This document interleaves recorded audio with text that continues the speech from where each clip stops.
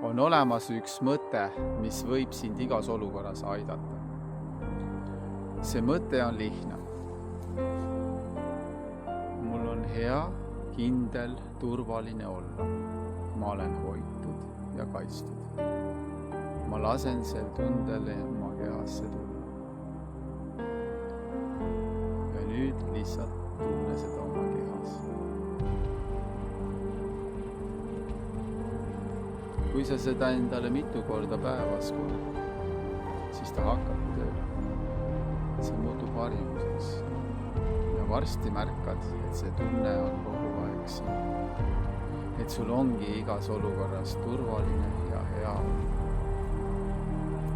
See on tegelikult kõige loomulikum seisund üldse.